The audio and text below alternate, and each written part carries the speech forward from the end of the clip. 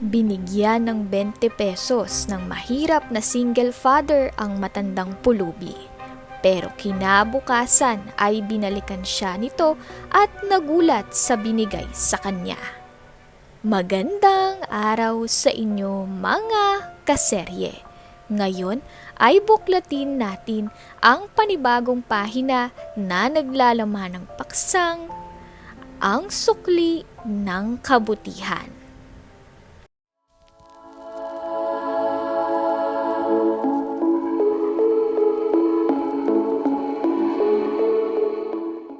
Sa ilalim ng madilim na langit, basang-basa ang sapatos ni Martin habang maingat siyang tumatawid sa mga lubak sa kahabaan ng kalsada. Ang ulan ay patuloy na bumubulong sa bubong ng mga lumang tindahan. Bumubuo ng ritmong tila nananadya sa kanyang pagod na katawan. Ang malamig na hangin ng gabi ay parang punyal na tumatagos sa kanyang manipis na jacket. Nanginginig siya ngunit hindi nagpapahalata. Sanay na si Martin sa hirap, sa gutom, sa lamig, ngunit ngayong gabi tila may kakaibang puwersang huminto sa kanyang mga hakbang. Pagdating niya sa kanto ng kalsada, isang tanawin ang tumama sa kanyang paningin.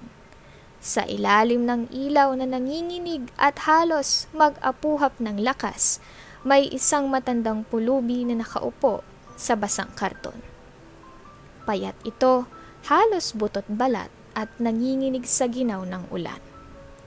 Ang kanyang mga mata ay tila naghahanap ng awa sa sino mang magdaraan.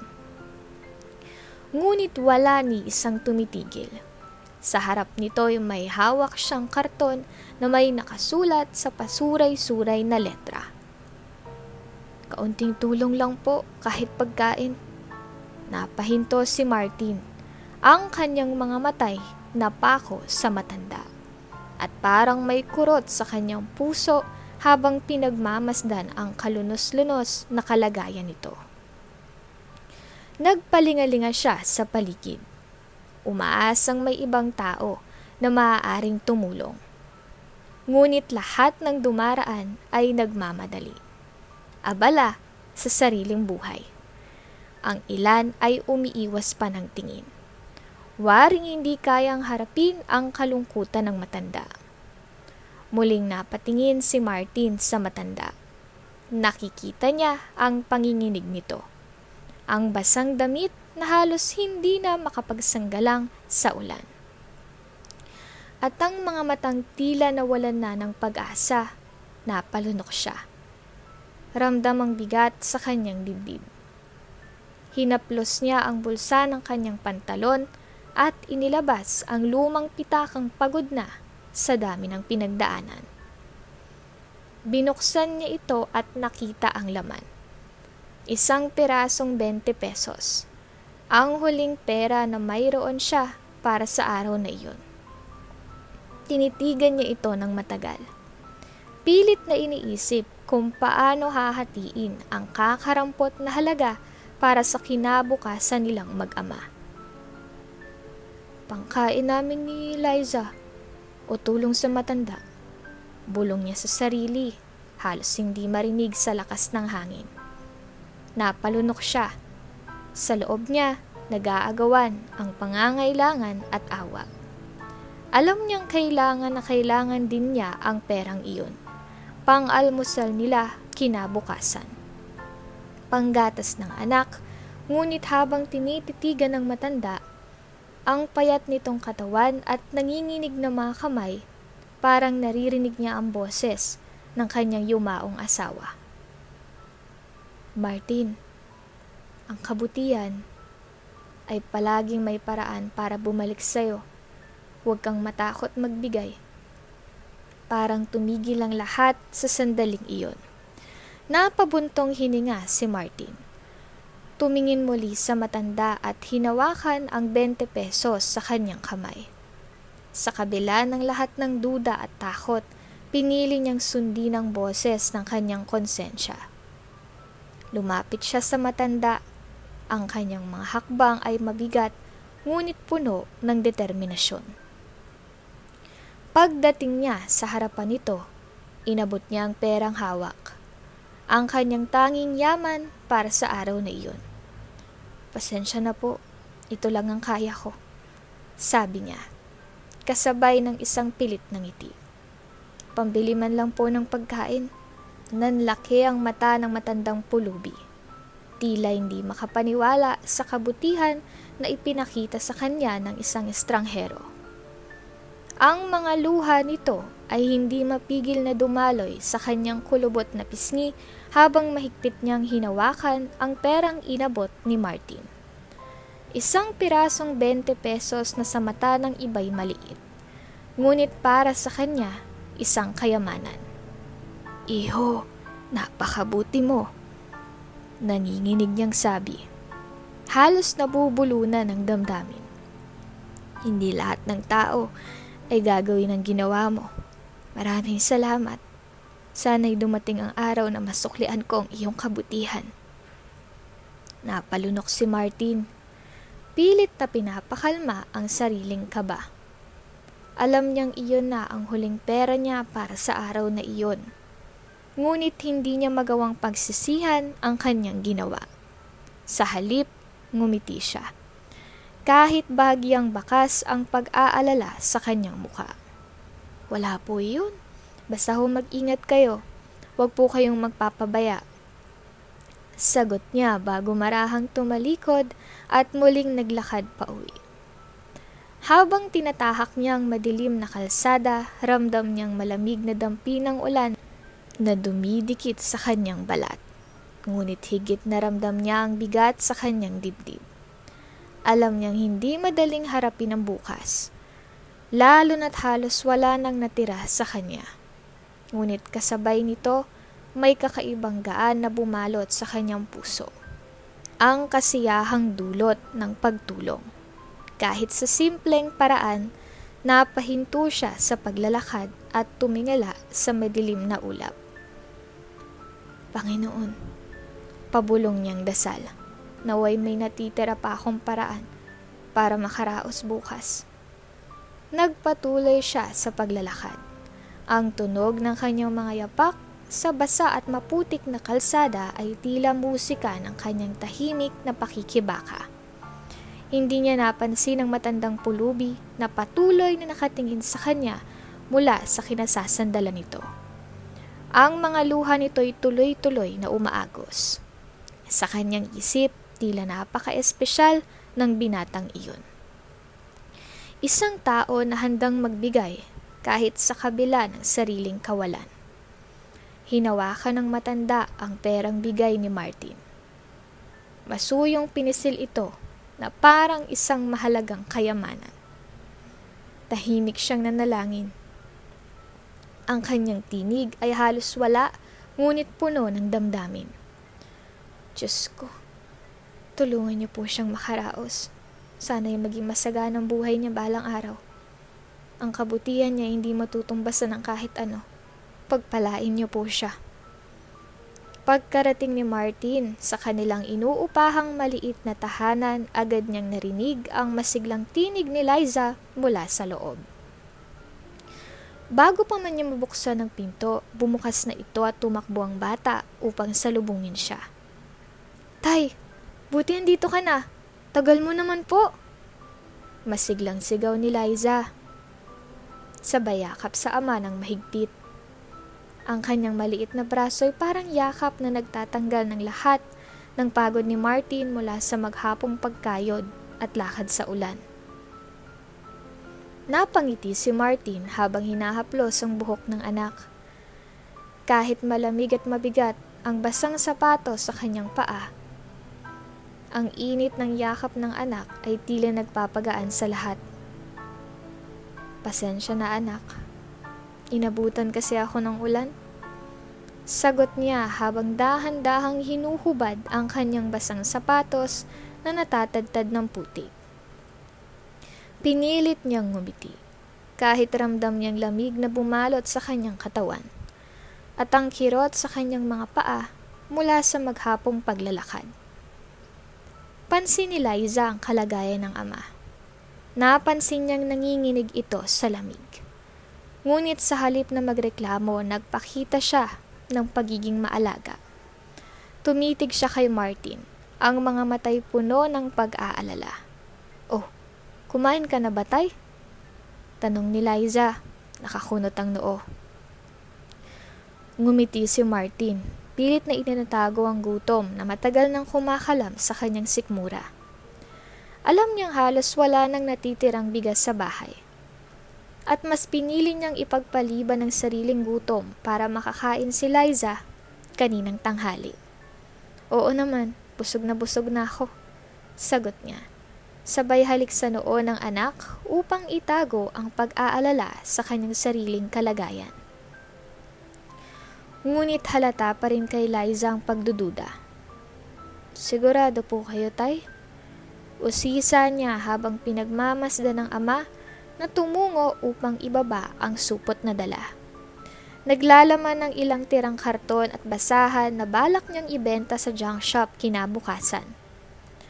Ramdam ni Liza ang pagod ng ama, ngunit pinili niyang magpakasaya.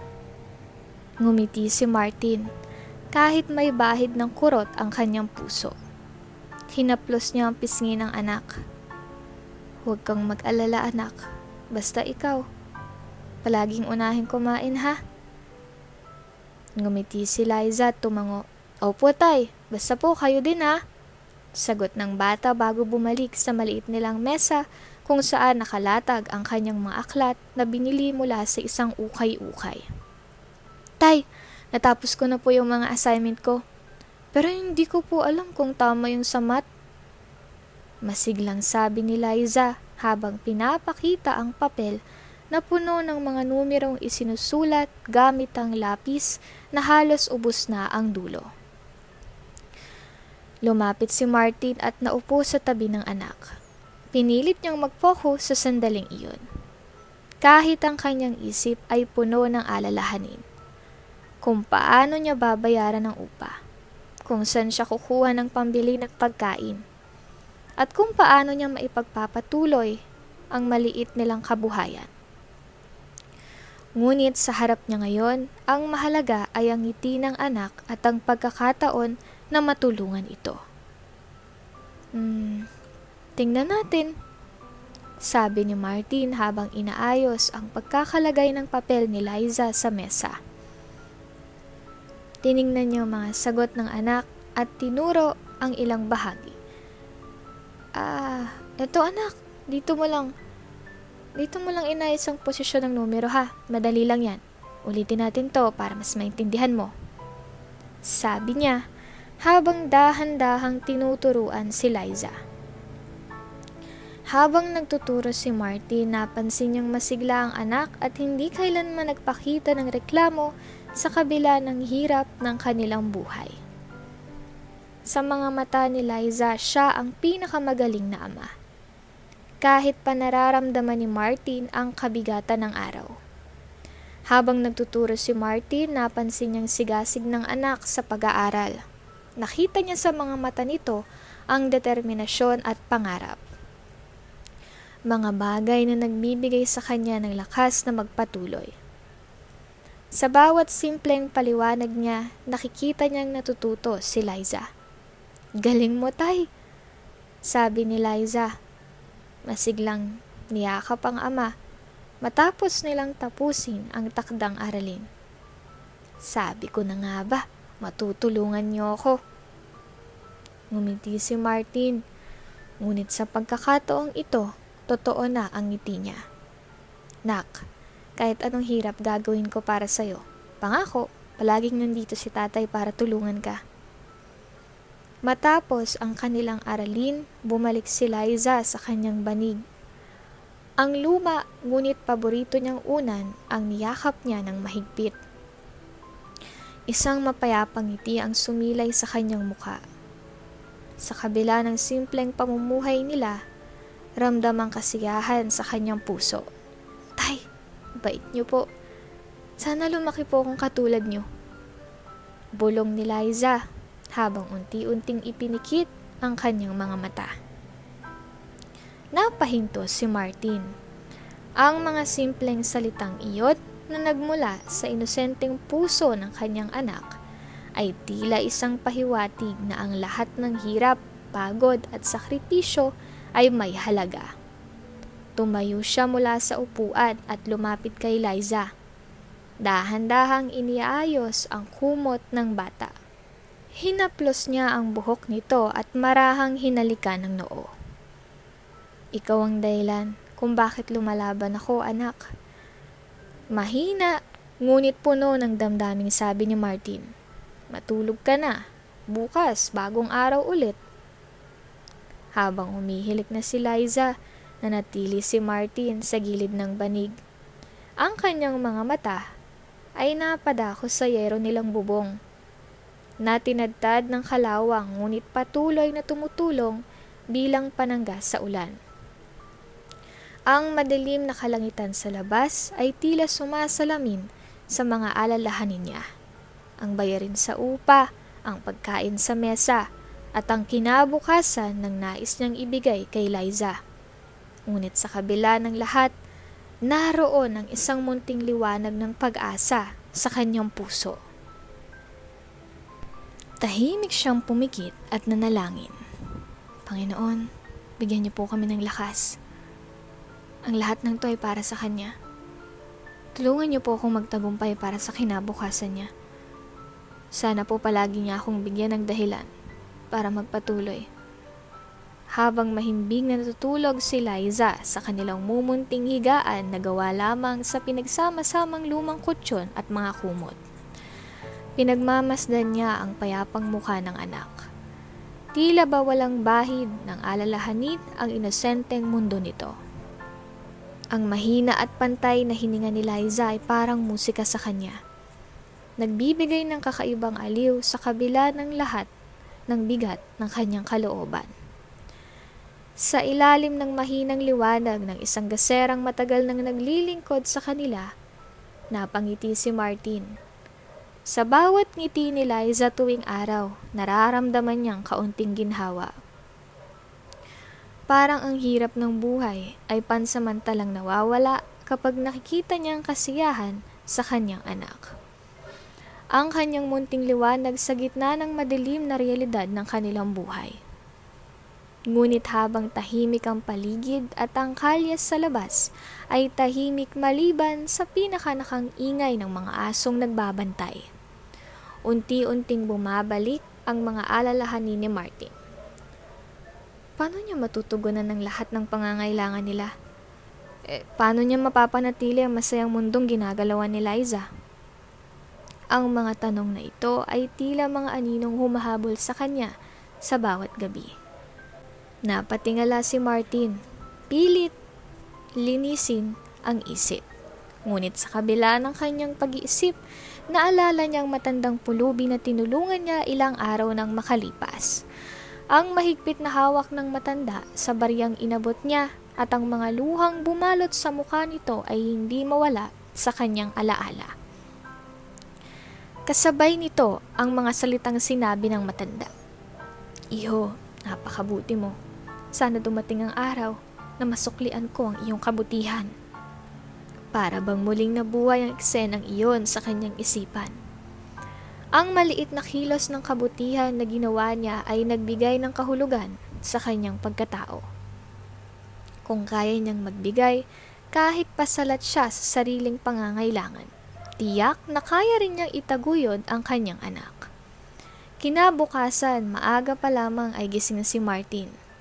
Ang araw ay nag-uumpisa pa lamang sumilip mula sa makulimlim na kalangitan. Ngunit abala na siya sa kusina. Sa ibabaw ng kanilang maliit na kala na digas, maingat niyang niluluto ang hotdog at itlog. Mga simpleng pagkaing ulam niyang paborito ni Liza. Habang nagluluto, ang tunog ng mantikang nagpuputukan ay sumasabay sa tahimik na pag-aalala ni Martin sa mga nangyari kagabi. Ang imahe ng matandang pulubi ay malinaw pa rin sa kanyang isipan. Ang mga luha nito habang tinatanggap ang munting 20 pesos na inabot niya ay parang bakas ng isang lihim na kwento. Isang paalala na kahit gaano kaliit ang maibigay, May dalang malaking pagbabago ito sa buhay ng iba. Sa kabila ng kanyang sariling paghihirap, naramdaman niya ang kakaibang gaan sa kanyang puso. Para bang sa simpleng kilos na iyon nagawa niyang magbigay ng pag-asa. Habang abala siya sa pag-iisip, biglang bumukas ang pintuan ng kanilang silid. Lumabas si Liza, na nakasuot pa ng kanyang lumang pajama na medyo kupas na ang kulay. Ngunit ang kanyang mukha ay puno ng sigla at saya. Nakangiti ito habang hinikab at dahan-dahang umaabot sa mesa. "Tay, ang bango ng luto mo ah!" Masiglang bati ni Liza. Sabay upo sa maliit nilang bangkito. Pinahid niyang antok sa kanyang mga mata. At ngumiti nang makita ang hotdog at itlog sa kawali. "Itlog at hotdog na naman?" Dagdag niya, ngunit halatang excited sa tono ng kanyang boses. Napangiti si Martin habang iniaabot ang plato sa anak. "Alam ko paborito mo yan, kaya yan nga ang niluto ko eh," sagot niya. Kasabay ng pagtimpla ng kape para sa sarili.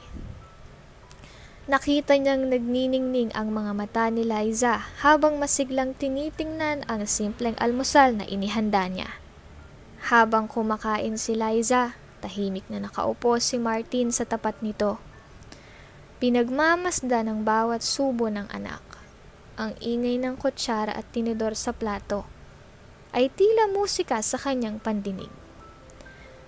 Sa simpleng tagpong iyon, napangiti siya. "Tay, sarap po ng luto niyo," sabi ni Liza, halos puno ang bibig ng pagkain. "Siguro ho, kapag lumaki ako, matututo rin ako magluto para kayo naman po ang paglulutuan ko." Napangiti si Martin, ngunit sa loob-loob niya, tila may kurot sa puso ang sinabi ng anak.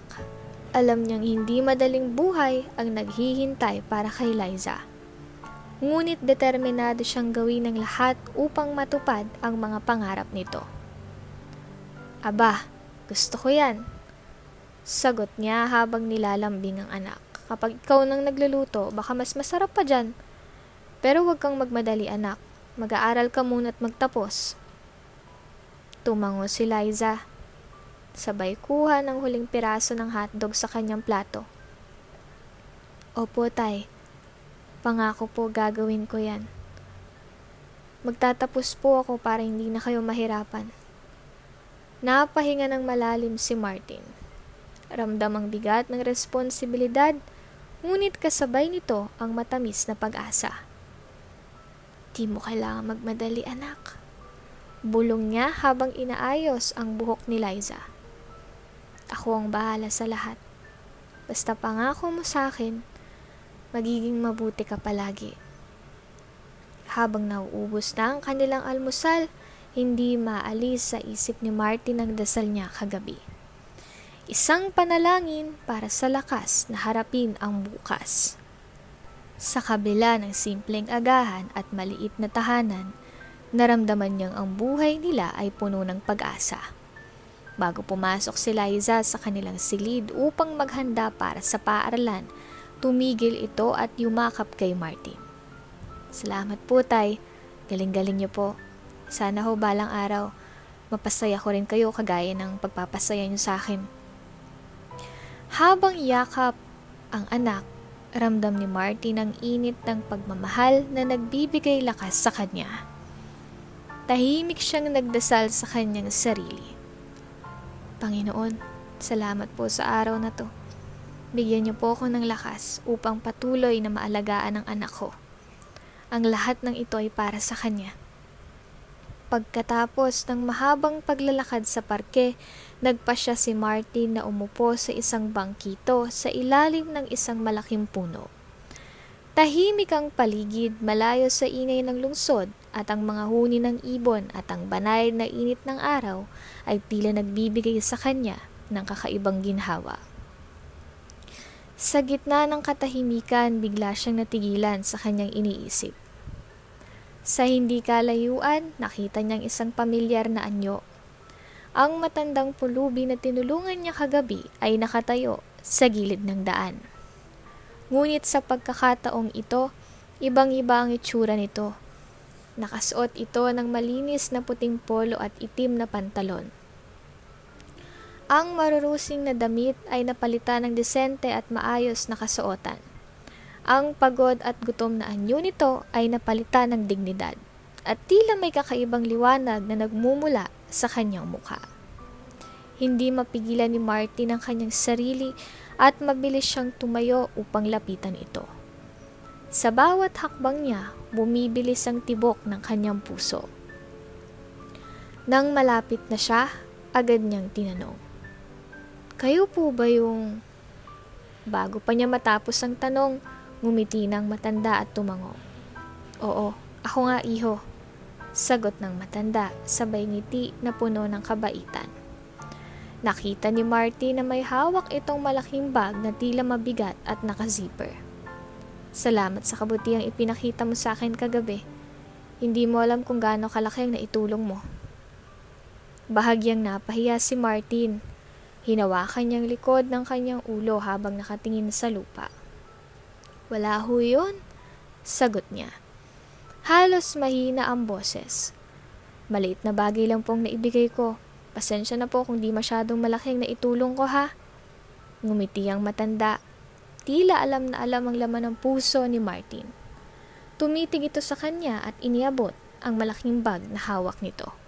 "Iho, tanggapin mo to. Nararapat lang na ikaw ang magmay-ari nito." Napaatras si Martin, halatang naguguluhan. "Po? Ano po ito? Ba't niyo po binibigay sa akin?" tanong niya. Pilit na inuunawa ang sitwasyon. Ngunit ang matanda, ngumiti lang. Isang ngiting puno ng kabaitan at misteryoso. "Buksan mo," mahinahong sabi nito sabay turo sa bag. Bagamat nag-aalangan, dahan-dahang binuksan ni Martin ang bag. Nang buksan niya ito, halos hindi siya makapaniwala sa kanyang nakita. Ang loob ng bag ay puno ng bungkos-bungkos ng pera.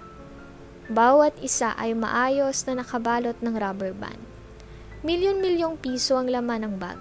Isang halaga na kailanman hindi niya inakala na makikita niya sa buong buhay niya. Nanlaki ang mga mata ni Martin habang nanginginig ang kanyang mga kamay. Isinara niya agad ang bag at mabilis na tumingin sa matanda. Hindi ko ho ito matatanggap." Nanginginig ang boses niya. "Napakalaki ho nito, hindi ko po alam kung anong gagawin ko dito." Tila handa ang matanda sa sagot ni Martin. Ngumiti ito at nilagay ang kamay sa balikat ng binata. "Huwag kang mag-alala, iho," sabi nito. Ang tinig nito ay kalmado at puno ng kumpiyansa. "May dahilan kung bakit ikaw ang pinili ko." Naguguluhan pa rin. Napaupo si Martin sa malapit na bangko, kasamang matanda. Hawak niya ang bag na puno ng pera. Ngunit ang bigat nito ay higit pa sa pisikal. Parang hindi niya alam kung paano ito tatanggapin. Tumitig siya sa matanda. Halatang nahihirapan pa rin sa mga nangyayari. "Pero bakit ho ako?" tanong niya. Ang boses ay puno ng alinlangan. "Ang daming mas nangangailangan kaysa sa akin. Bakit po sa dinami-dami ng tao, ako po ang napili niyo?" Huminga ng malalim ang matanda at nagsimulang magsalita. Ang kanyang boses ay mabagal ngunit puno ng bigat ng karanasan. Tila ang bawat salita ay may kasamang kwento. "Makinig kang mabuti," sabi nito. Ang mga mata ay tila naglalakbay sa nakaraan. "Isa akong mayamang negosyante noon. Napakarami kong pera. Halos hindi ko na mabilang ang kayamanan ko. Ngunit sa kabila ng lahat ng iyon, naging mapagmataas at makasarili ako. Iniisip ko noon na ang lahat ng mayroon ako ay resulta ng sarili kong pagsisikap. At wala akong obligasyong tumulong sa iba." Napatigil ang matanda. Tila iniipon ng lakas upang ipagpatuloy ang kwento. Maraming beses akong tumangging tumulong sa mga nangangailangan. Kapag may nagmamakaawa sa akin, iniisip ko, ba't ko sila tutulungan? Di ko naman sila kilala. Hanggang sa dumating ang araw na nawala ang lahat sa akin. Negosyo, pamilya at tirahan. Iniwan ako ng mga taong inaakala kong kaibigan. Di ko inakalap, pero naging pulubi ako sa lansangan. Nanatiling tahimik si Martin. Nakikinig sa bawat salita ng matanda. Sa kabila ng kanyang pagkagulat, naramdaman niyang awa at pag-unawa sa kwento nito. Nagpatuloy ang matanda. Ang boses nito ay bahagyang natatakot. Sa mga panahong yun, natutunan ko ang tunay na halaga ng kayamanan. Pera, walang kwenta kung di mo naman magagamit para makatulong. Sa bawat araw na nanlilimos ako, doon ko nakitang iba't ibang mukha ng tao. May mga nagmamadaling umiiwas, may mga hindi mo lang tumitingin, may mga nagbibigay kahit maliit lang ang kaya nila. Sa kanila ko nakita ang halaga ng kabutihan. Tumingin ang matanda kay Martin. Ang kanyang mga mata ay puno ng emosyon. Kagabi nagbigyan mo ako ng 20 pesos. Huling laman ng pitaka mo na pagtanto kong ikaw ang tamang tao. Binigay mong lahat ng meron ka nang walang pag-aalinlangan. Isang simpleng tulong, ngunit napakalaki ng halaga sa akin. Napakagatlabi si Martin. Iniisip ang kanyang ginawa kagabi. Para sa kanya, maliit lamang iyon. Isang 20 pesos na halos wala ng halaga sa modernong mundo. Ngunit para sa matandang iyon, isang napakalaking bagay. Naramdaman niyang init ng kanyang damdamin. Isang uri ng kababaang loob na tila nagsasabing, ginawa ko lang nararapat. Ang bag na to, patuloy ng matanda habang tinuturo ang laman ng bag, ay hindi para sa sarili mo lamang. Gamitin mo to upang tulungan ang sarili mo at ibang tao. Ang yaman na to ay hindi sa akin. Ngunit nais kong ipasa to sa isang taong alam kong gagamitin to sa tama. At ikaw yun, Martin. Hindi makapagsalita si Martin. Nanggilid ang luha sa kanyang mga mata habang iniisip ang bigat ng tiwala na ibinibigay sa kanya ng matanda. Tumango siya. Bagamat mabigat ang dibdib, mahina siyang tumugon. Salamat ho ah. Pangako ko, gagamitin ko to para sa tama. Napayuko si Martin, ngunit agad din siyang napatingala. Kagabi nang bigyan mo ako ng pagkain at barya, pinakita mo sa akin ang tunay na yaman ay nasa puso ng taong bukas palad. Kaya ngayon nais kong ipasa sa iyo ang biyayang to, dahil alam kong gagamitin mo ito ng tama. Napapikit si Martin habang hinahaplos ang bag. Alam niyang hindi niya kayang tanggihan ang alok ng matanda. Ngunit may bahagi sa kanyang puso na puno ng pagdududa. Paano po niyo nalaman na magagawa kong gamitin to sa tama? Kagabi pa lang iho, nakita ko na sa mga mata mo. Malasakit at kabutihan ng puso. Yan ang yaman na hindi mabibili ng pera. Sa mundong to, hindi madali ang maging mabuti. Lalo na kung ikaw mismo ay nasa kahirapan. Ngunit pinili mo pa rin ang tumulong. Hindi ba't yun ang tanda ng isang tunay na yaman? Hindi makapagsalita si Martin. Nanggilid ang luha sa kanyang mga mata. Alam niyang totoo ang sinasabi ng matanda, ngunit kasabay ng katotohanan iyon ang bigat ng responsibilidad na tila inilagay sa kanyang mga balikat. Tiningnan niya ang bag, tila hinihigop ng kung anong misteryo sa loob nito. Maraming salamat po, bulong niya. Halos hindi marinig ang matanda. Tinanggap niya ang bag, ngunit hindi ito para sa kanyang sarili. Alam niyang ang biyayang ito ay hindi dapat manatili sa kanya lamang. May mas malaking layunin ng bag na iyon. Sa tahimik na gabi, binaybay ni Martin ang daan pauwi mula sa trabaho. Sa bawat hakbang, dama niya ang bigat ng kanyang dinadalang bag. Hindi dahil sa timbang nito, kundi dahil sa laman itong nagbigay sa kanya ng magkahalong kaba at pag-asa. Hindi pa rin siya makapaniwala sa bilis ng mga pangyayari. Ang simpleng araw na inakala niyang magiging katulad lang ng dati ay biglang naging isang gabi na magbabago sa kanyang buhay. Pagdating niya sa kanilang munting bahay na gawa sa kahoy at yero, agad siyang sinalubong ng kanyang 11 taong gulang na anak na si Liza. Ang bata ay nakaupo sa papag. Nilalaro ang kanyang lumang manika na pilit niyang iniingatan mula pa noong maliit pa siya. "Tay, ba't parang ang bigat ng dala mo? Ano yan?" tanong ni Liza. Napatingin si Martin sa anak.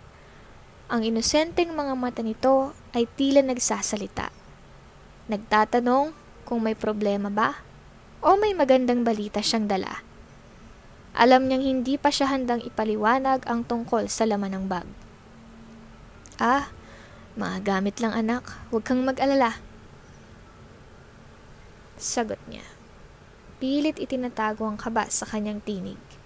Nilapitan niya si Liza at hinaplos ang ulo nito. "Tapos na bang assignment mo?" "Opo, tay. Kanina pa naman po," sagot ni Liza. Ngunit halata sa mukha nito ang kuryosidad sa dala ng ama. Hindi na niya pinansin ang tanong ng bata at mabilis siyang pumasok sa kanyang maliit na kwarto. Naupo siya sa papag. Binaba ang bag sa harapan niya at saglit na nag-isip. Ilang minuto ang lumipas bago niya napagdesisyon ng buksan ito. Pagbuklat ng zipper, tumambad sa kanyang laman ng bag. Nakasalansa ng salapi, hindi lang libo, kundi daan-daang libo. Napalunok siya. Ramdam ang pawis na dumaloy sa kanyang noo. Ngayon lang siya nakakita ng ganito kalaking pera. Ang puso niya ay bumilis ng tibok. Parang nais itong kumawala mula sa kanyang dibdib. "Saan ko ba ito gagamitin?" tanong niya sa sarili. Tila naghihintay ng sagot na nagmumula sa isang himala. Hawak niya ang isang bungkos ng pera. Iniisip kung dapat ba niya itong itago, gastusin o ipamahagi. Sa likod ng kanyang isip, narinig niya ang tinig ng matandang lalaki na nagbigay ng bag sa kanya. "Ano man ang gawin mo sa biyayang yan, anak, tandaan mong gamitin mo to sa tama. Sa tamang paraan, darating ang ginhawa." Hinawakan niyang bag ng mahigpit. Tama, sa tamang paraan. Bulong niya. Ngunit mas malakas ang tanong sa kanyang isipan. Paano ba ang tamang paraan? Kinabukasan gumising si Martin nang may malinaw na plano sa isip. Habang ang sinag ng araw ay dahan-dahang pumapasok sa kanilang maliit na kwarto. Nagising na rin si Liza, na agad na tumulong sa paghahanda ng kanilang simpleng almusal. Isang tasang kape para kay Martin at tinapay na nilagyan nila ng kaunting margarina. Habang sabay silang kumakain, hindi mapigilan ni Martin ang ngumiti. Tila gumaan ang kanyang pakiramdam na para bang ang bigat ng mga nakaraang taon ay unti-unting nawawala. Habang pinagmamasdan ng anak, tila lalong tumibay ang kanyang pasya. "Liza, gusto mo bang mag-aral sa mas maganda at malapit na paaralan?" tanong niya bigla. Kaswal ngunit puno ng laman. Napatingin si Liza sa kanya. Kita ang gulat at pagtataka sa mga mata. Tumigil ito sa pagkain at hinawakan ng tasa ng tubig. "Tay, kaya po ba natin? Di ba kung mahirap ang tuition doon?" tanong niya. Halatang nag-aalala. Alam ni Liza kung gaano kahirap ang kanilang buhay at kahit bata pa siya, naiintindihan niya ang sakripisyong ginagawa ng ama para sa kanya. Ngumiti si Martin. Ang klase ng iting puno ng tiwala at pag-asa. "Kaya na anak, Magtiwala ka lang kay tatay. Paano po nangyari yun, tay? May nagbigay po ba sa atin ng tulong? Tanong muli ng bata, hindi na mapigilan ng sarili. Huminga ng malalim si Martin bago sumagot. Ayaw niyang idetalye ang kabuuan ng nangyari. Ngunit gusto niyang iparamdam kay Liza na may liwanag sa likod ng bawat sakripisyo at kabutihan. Hindi mahalaga kung paano, anak. Ang mahalaga ay nagkaroon tayo ng pagkakataon na makapagbago ng buhay. At gusto kong magsimula tayo sa pagbibigay ng mas magandang edukasyon sa'yo. Napatango si Liza. Bagamat hindi lubos na uunawaan ang ibig sabihin ng ama. Ngunit sa puso niya, ramdam niya ang determinasyon ni Martin. Tumayo siya mula sa mesa at yumakap sa ama. Salamat po, tay. Gagawin ko po ang lahat para hindi kayo mabigo. Pinisil ni Martin ang pisngi ng anak. Di mo kailangang patunayan ng kahit ano, anak. Ang tanging gusto ko ay makita kang masaya at maayos ang kinabukasan mo. Yan ang pinakamalaking gantimpala para kay tatay. Sa araw na iyon, sinimula ni Martin ang pag-aasikaso ng lahat ng kailangan dokumento para mailipat si Liza sa mas maganda at malapit na paaralan. Habang naglalakad siya papunta sa paaralan, dala-dala ang isang maliit na bag na naglalaman ng pera mula sa matanda. Napansin niyang kanyang paligid, ang mga batang naglalaro sa kalye. Ang mga magulang na tila hirap ngunit masaya pa rin nagbabanat ng buto para sa kanilang pamilya. Napangiti siya. Sa kabila ng lahat ng hirap sa mundo, nanatili ang kabutihan at pag-asa sa puso ng tao. Pagdating sa paaralan, inayos niyang bayarin at tinanong ang mga guro tungkol sa mga programa ng paaralan. Nang araw din yun, pumirma siya sa mga papeles at formal na siyang nakapag-enroll kay Liza. Sa tuwing pipirma siya, nararamdaman niyang presensya ng matandang tumulong sa kanya, na parang sinasabing, "Tamang ginawa mo, iho. Ipagpatuloy mo to." Nang makauwi siya, sinalubong siya ni Liza na nakangiti at may hawak na lumang aklat. "Tay, kumusta po? Natanggap po ba ako?" Nakangiting tumango si Martin. "Oo, anak. Nagsisimula ng bagong kabanata natin." Sa gabing iyon, habang natutulog si Liza, muling humiling si Martin sa Panginoon. "Salamat po sa biyaya at sa gabay. Pangako ho, lahat ng ito ay gagamitin ko para sa mabuti. Hindi lamang para sa amin, kundi para sa iba ring nangangailangan."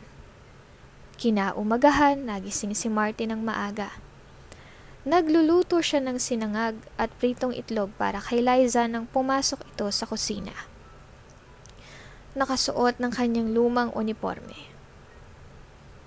"Tay, maaga po kayo ngayon ah," sabi ni Liza habang humihikab. "May trabaho ba kayo?"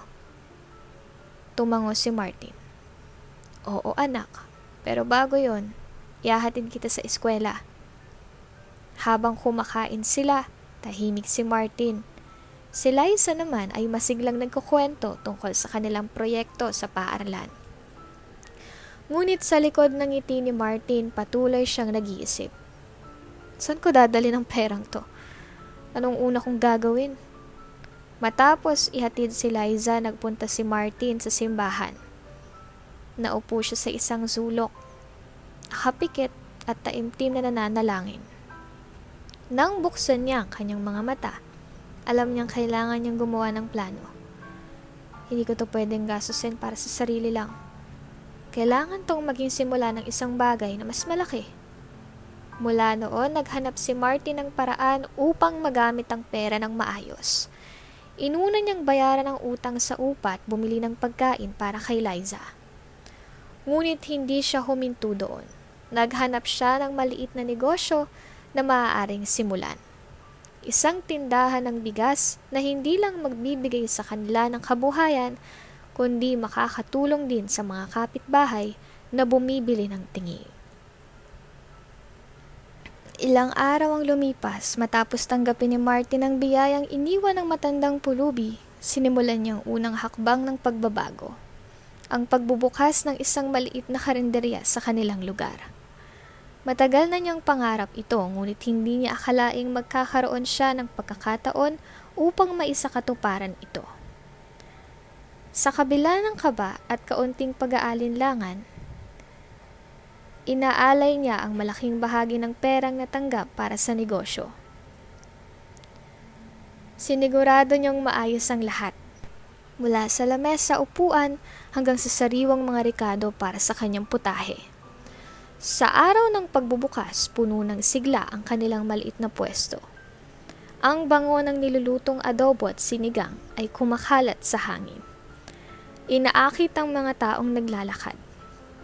Sa kanilang kalsada, nagsimula ng dumami ang mga parokyano, mga construction worker, tendera, at maging mga estudyanteng naghahanap ng abot-kayang pagkain. "Tay, marami pong bumibili. Dami pong tao," sabi ni Liza habang abala sa pag-aabot ng mga plato sa mga customer. Ngumiti si Martin. Kahit abala siya sa pagsasangkot siya ng isang malaking kawali ng chop suey. "Oo nga anak, salamat sa tulong mo. Galing-galing mo sa pag-aabot ng plato ha," biro niya. Kita ang pagmamalaki sa boses. "Ang saya po, tay. Parang ang daming natutuwa sa luto niyo," sagot ni Liza habang pinupunasan ng mesa ng isang customer na katatapos lang kumain. Natawa si Martin at saglit na tumigil sa ginagawa upang tingnan ang anak. Kasi naman, magaling ang assistant ko," sabi niya sabay kindat kay Liza. "Ikaw talaga ang swerte ko, anak." Habang tumatakbo ang araw, hindi niya maiwasang mapansin ang ngiti ng bawat customer na umaalis sa kanilang karinderya. Dala-dala ang kabusugan at kasiyahan. Parang bumalik lahat ng hirap at sakripisyo na pinagdaanan niya. At ngayon, unti-unting nagiging makabuluhan ang lahat. Pagkaraan ng ilang oras, naupo sila ni Liza sa isang sulok ng karinderya. Matapos ang kanilang tanghalian, hinanda ni Martin ang mga benta at nagbilang ng pera habang si Liza naman ay umiinom ng malamig na tubig. "Tay, kaya po pala natin. Di po ako makapaniwalang ganito palang mangyayari." Puno ng kasiyahan ang tinig ni Liza. Halatang natutuwa sa nangyayari. "Oo anak, kaya natin to," sagot ni Martin, na may bakas ng kaba ngunit puno ng tiwala. "Alam mo, hindi natin mararating to kung hindi natin sinubukan. Minsan, kailangan lang natin ng kaunting tapang at tiwala sa Panginoon." Napangiti si Liza at yumakap sa ama. "Salamat po, tay. Dahil sa inyo, naniniwala ako na lahat kaya. Basta magsikap lang." Sa gabing iyon, matapos nilang isara ang karinderya, nag-usap silang mag-ama habang naghuhugas ng pinggan. "Tay," simula ni Liza, "kapag po lumaki na ako, gusto ko pong maging katulad nyo. Gusto ko rin pong tumulong sa iba." Natigilan si Martin. Ramdam ang init sa puso niya habang naririnig ang mga salitang iyon. "Nak, di kailangan maging katulad ko. Ang mahalaga maging mabuti kang tao sa kahit anong larangan na pipiliin mo. Basta palagi mong isasaalang-alang ang kabutihan para sa iba." Hindi nagtagal, lumago ang tindahan. Ang dating maliit na espasyo ay naging abala sa mga mamimili. Si Martin ay hindi lamang nagkaroon ng pagkakataong umasenso, kundi nakatulong din siya sa iba pang nangangailangan. Ang pera mula sa bag ay naging simula ng bagong buhay. Hindi lang para sa kanila ni Liza, kundi para sa buong komunidad. At tuwing nakikita ni Martin ang masaya at kontentong mukha ng kanyang anak, napapangiti siya. Naaalala ang sinabi ng matanda. Ang tunay na yaman ay hindi nasusukat sa halaga ng pera, kundi kung paano mo ito ginagamit upang gumawa ng kabutihan. Habang tumatakbo ang mga taon, unti-unting nagbago ang buhay ni na Martin at Liza. Sa tulong ng karinderya at sa maingat na paghawak ng pera, natustusan ni Martin ang pag-aaral ng anak sa isang mas maayos na paaralan. Araw-araw tuwing ihahatid niya si Liza sa paaralan, hindi niya maiwasang mapangiti habang pinagmamasdan nitong naglalakad papasok. Dala ang bagong bag at mga aklat na minsan ay isang pangarap lamang nila. Sa kabila ng kanilang unti-unting pag-asenso na natili si Martin sa lupa, ang mga prinsipyo ng kabutihan at pagpapakumbaba ay patuloy niyang itinuturo sa anak, na ngayon ay lumalaki ng responsable at matalino. Isang gabi habang nag-aaral si Liza sa kanilang maliit na mesa, lumapit si Martin dala ang 2 tasa ng kape na tsokolate. Naupo siya sa tabi ng anak. Pinagmamasdan ang determinasyon nitong tapusin ang mga takdang aralin. Liza, sabi niya, basag ang katahimikan. May mahalaga akong gustong ipaalala sa'yo. Tumigil si Liza sa pagsusulat at tumingin sa kanyang ama. Ano ho yun, tay? Hinaplos ni Martin ang ulo ng anak. Ang kanyang mga mata ay puno ng pagmamalaki. Kapag biniyayaan ka ng Diyos, gamitin mo to para tumulong at gumawa ng mabuti. Huwag kalimutang magpasalamat at magbalik sa kapwa. Ang yaman o tagumpay ay hindi sukatan ng pagkatao. Ang totoo, ang kabutihan mo sa ibang taong magpapakita kung sino ka talaga. Saglit na tumahimik si Liza. Parang iniisip ang bawat salitang binitawan ng kanyang ama. Maya-maya ay tumango siya. Ang kanyang mukha ay puno ng seryosong pangako. Opo, tay. Pangako ho. Lagi ko pong tatandaan yan. Ayokong sayangin ng lahat ng sakripisyong ginawa niyo para sa akin. Ngumiti si Martin. Ramdam ang init ng pagmamahal sa kanyang puso. Hindi ko naman ginawa ang mga to para masuklian mo, anak. Ang mahalaga lang sa akin makita kang masaya at maayos ang buhay. Pero kung darating ang araw na ikaw naman ang may kakayahang tumulong, sana maging bukas palad ka rin gaya ng itinuro sa'yo. Yumakap si Liza sa ama. Mahigpit ngunit puno ng lambing. Salamat po, tay. Kayo po ang inspirasyon ko. Habang yakap-yakap ang anak, napabuntong hininga si Martin. Sa sandaling iyon, naramdaman niyang nagtagumpay na siya. Hindi lamang sa pag-angat ng kanilang buhay mula sa kahirapan, kundi sa paghuhubog ng mabuting puso sa kanyang anak. Sa kabila ng hirap na dinaanan nila, napagtanto niyang higit pa sa pera o material na bagay ang naging kayamanan niya. Ang pagkakaroon ng anak na marunong magpasalamat, magbalik at magmahal. Makalipas ang ilang taon habang pinagmamasdan ni Martin si Liza na nagtatapos sa kolehiyo bilang scholar, alam niyang natupad ang kanyang pangarap. Hindi lamang tagumpay sa edukasyon ang naabot ng kanyang anak kundi ang tunay na yaman. Isang puso na bukas palad at puno ng pagmamalasakit. Sa kabila ng matinding hirap na naranasan ni Martin noong kabataan niya, hindi niya hinayaang iyon ang pumigil sa kanyang mga pangarap. Sa halip, ginamit niya ang bawat pait at luha bilang gasolina upang bumangon at makamit ang mas magandang bukas. Hindi lang naging tanyag ang kanyang karinderya dahil sa masarap niyang luto, kundi dahil rin sa kanyang pagmamalasakit sa mga parokyano at komunidad. Martin, totoo ba yung narinig ko? Tanong ni Aling Linda, isang matandang suki na araw-araw bumibili ng pagkain sa kainan niya. Hinila nito ang upuan malapit sa kahera habang hinihintay ang kanyang order. Magbibigay ka raw ng libreng edukasyon para sa mga bata? Napangiti si Martin habang abala sa pag-aayos ng talaan ng benta sa kahera. Napatingin siya kay Aling Linda at tumango. Hindi lang edukasyon, Aling Linda. Gusto ko ring bigyan ng trabaho ang mga magulang nila. Kasi naniniwala ako na kung may trabaho ang mga magulang, mas madali nilang mapagtatapos ang mga anak nila sa pag-aaral. Gusto kong tulungan ng pamilyang tulad ng pinanggalingan ko. Halos hindi makapaniwala si Aling Linda. Tumitig siya kay Martin. Ang kanyang mga mata ay puno ng paghanga. Napakalaki ng puso mo, iho. Pero paano mo nagagawa lahat ng to? Hindi ka ba natatakot na baka maubos ang kinikita mo? Saglit na tumigil si Martin at ngumiti, tila nagbabalik tanaw. Natatakot din, Aling Linda. Pero mas malaki ang paniniwala ko na ang kabutihan ay laging babalik. Hindi ko makakalimutan ng panahong ako ang nangangailangan at may tumulong sa akin.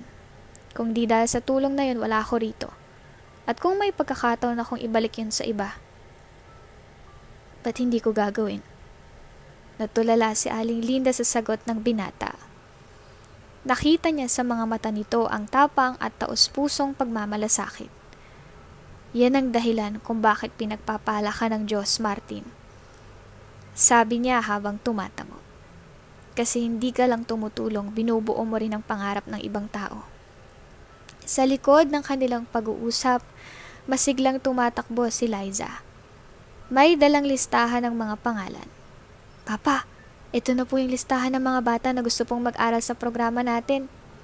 Masiglang sabi niya habang iniaabot ang papel. Kinuha iyon ni Martin at tinitigan ang listahan. Ang bawat pangalan ay sumisimbolo ng bagong pagkakataon. Bagong simula. Napangiti siya at hinaplos ang ulo ng anak. Salamat, anak. Ikaw ang inspirasyon ko kaya ginagawa ko to. Bakit, tay? Tanong ni Liza.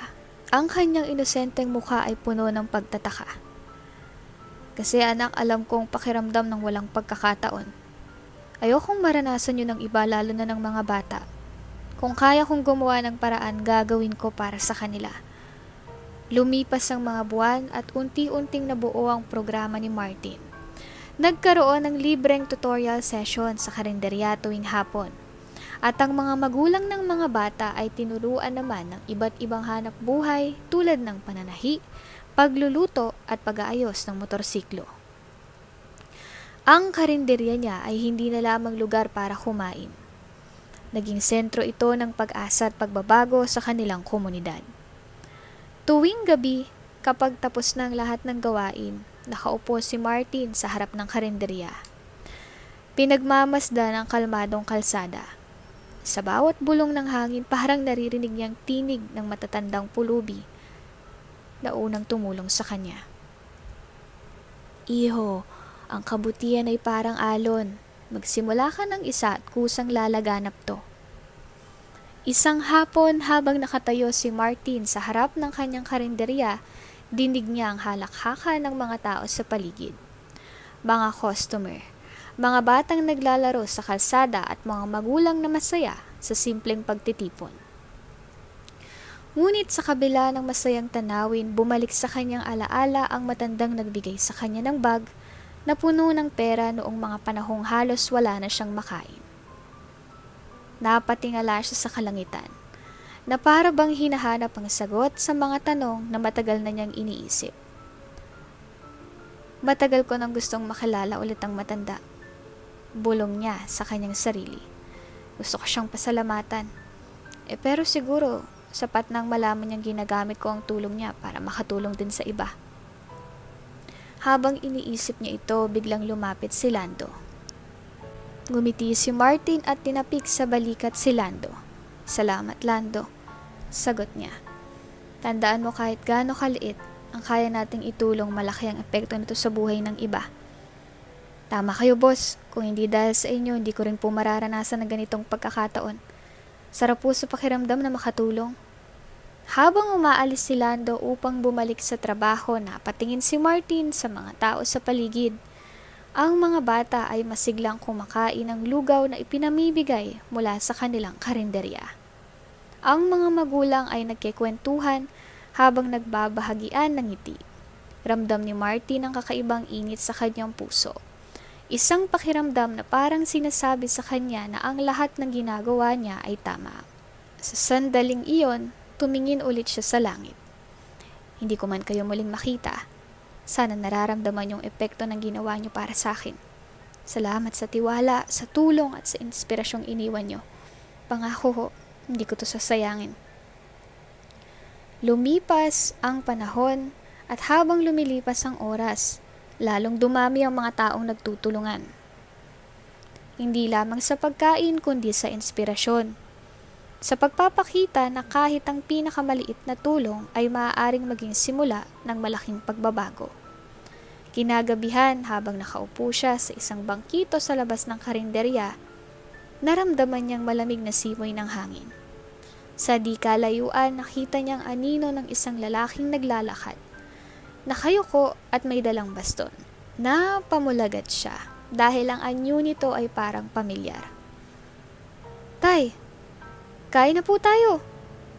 Sigaw ni Liza mula sa loob ng karinderya. Saglit na napatigil si Martin. Tiningnan ng anino, ngunit sa muling pagtingin ay wala na ito. Napangiti na lamang siya at tumango. "O sige anak, tara, sabay tayo." Habang kumakain silang mag-ama, pinagmamasdan niya si Liza. Ang kanyang inspirasyon, sa bawat ngiti ng anak, alam niyang ang kabutihan, sinimula ng matanda ay patuloy na nabubuhay sa pamamagitan niya.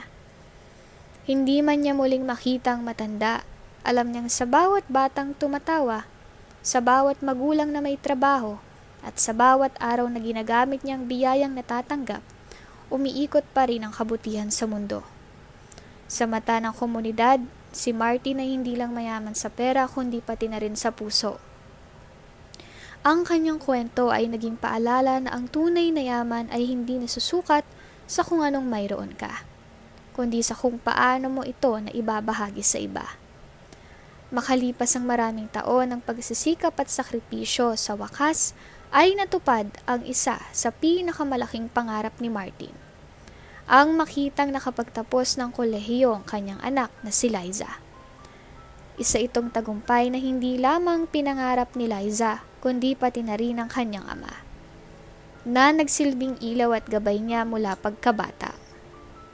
Sa araw ng pagtatapos ni Liza, puno ang auditorium ng saya at kasiyahan.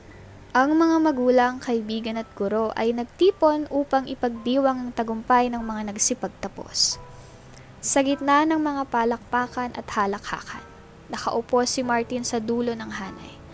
Tahimik siya ngunit puno ng emosyon habang pinagmamasdan ang mga estudyante nagmamarcha patungo sa entablado.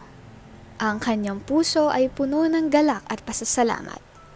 Nang tawagin ang pangalan ni Liza, biglang tumigil ang mundo ni Martin. "Liza Mendoza, cum laude," anunsyo ng tagapagsalita. Tumayo si Liza. Ang mukha niya ay nakangiti, ngunit halatang pilit na pinipigil ang luha. Habang inaabot ang diploma, tumingin siya sa hanay ng mga tao. Hinanap ang kanyang ama at nang makita ito, tumitig siya ng may pagmamalaki. Tumayo si Martin mula sa kanyang upuan. At habang pinupunasan ng mga luhang hindi niya napigilang tumulo, marahan niyang binigkas sa sarili. "Salamat, Panginoon." Pagkatapos ng seremonya, binigyan si Liza ng pagkakataon upang magbigay ng mensahe. Bilang isa sa mga kinilala sa kanilang batch, umakyat siya sa entablado, hawak ang mikropono at tumingin sa madla. Bahagya siyang huminga ng malalim bago magsimula. "Sa araw na to, nais kong ialay ang tagumpay na to sa aking pinakamamahal na ama." Panimula ni Liza. Ang tinig niya ay puno ng damdamin. Ang kanyang mga mata ay agad na tumingin kay Martin, na tila ba tinatandaan ang bawat salita. Siya ang nagturo sa akin na kahit sa kabila ng hirap, ang kabutihan ay palaging dapat maging gabay. Ang mga sakripisyo niya, ang pagtatrabaho ng walang pagod, ang paglimos sa sarili niyang pangangailangan para lang maibigay sa akin. Ang nagdala sa akin dito ngayon. Di ko makakamit to kung hindi dahil sa kanya. Ang simpleng tulong na naibigay niya noon ay nagbunga ng biyaya na higit pa sa aming inaasahan. Tahimik ang buong auditorium. Ang mga salitang iyon ay tila dumaan sa kanilang mga puso. Ang ilan ay napaluha. Ang iba naman ay napatingin sa kanilang mga magulang, na para bang sinasariwa ang kanilang sakripisyo ng kanilang pamilya. Samantala, si Martin ay nakaupo sa kanyang upuan. Hindi mapakali. Ang kanyang puso ay puno ng galak. Ngunit may kirot na alaalang bumabalik. Ang mga panahong halos wala silang makain, ang gabing umuwi siyang gutom para lang masigurong busog si Liza. At ang araw na tinanggap niya ang bag na biyaya mula sa isang matandang pulubi. Ngayon parang bumalik ang lahat ng iyon. Ngunit sa pagkakataong ito, ang sakit ng hirap ay napalitan ng kasiyahan. Pagkatapos ng talumpati, lumapit si Liza sa kanyang isip. Tumayo si Martin at niyakap ang anak ng mahigpit. Anak, napaka-proud ko sa'yo. Natupad mo ng mga pangarap mo. Ngumiti si Liza habang pinupunasan ang sariling mga luha. Tay, hindi ko po ito magagawa kung hindi dahil sa inyo. Ang tagumpay na ito ay sa ating dalawa. Habang nagsasalita si Liza sa harap ng entablado, ang kanyang boses ay puno ng damdamin at pasasalamat. Nakikinig si Martin mula sa likod ng bulwagan. Tahimik ngunit malinaw na ramdam ang bawat salitang binibitawan ng kanyang anak. Habang nagsasalaysay si Liza tungkol sa kanilang pinagdaanang hirap. Biglang bumalik kay Martin ang mga alaala ng nakaraan. Mga alaala na kailanman ay hindi niya malilimutan. Ang tagpo noong araw na iyon ay malinaw na malinaw pa rin sa kanyang isipan. Ang ulan, ang gutom na tumatagos sa kanyang sikmura, at ang desperasyon na tila humila sa kanya pababa. At pagkatapos ang simpleng kilos ng kabutihan mula sa isang estranghero, ang matandang nagbigay sa kanya ng bag na puno ng pera. Isang bagay na hindi niya inakala, ngunit nagbago ng kanyang buhay. Habang nagmamasid kay Liza na ngayon ay nasa harap ng napakaraming tao at kinikilalang mga sakripisyo niya bilang ama. Tila naramdaman ni Martin ang presensya ng matanda. Hindi niya ito makita. Ngunit sa kanyang puso para bang naroon ito. Nakangiti at nanonood kasama niya. Tahimik siyang tumingala sa kalangitan mula sa kanyang kinatatayuan. Ang kanyang mga mata ay puno ng luha.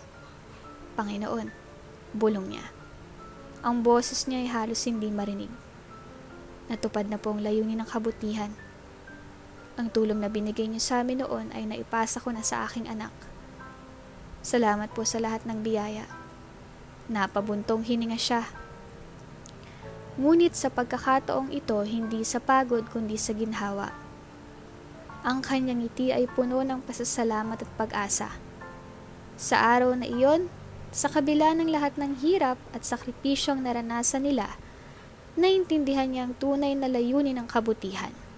Hindi lamang ang magbigay, kundi ang siguraduhing mapapagpatuloy ito.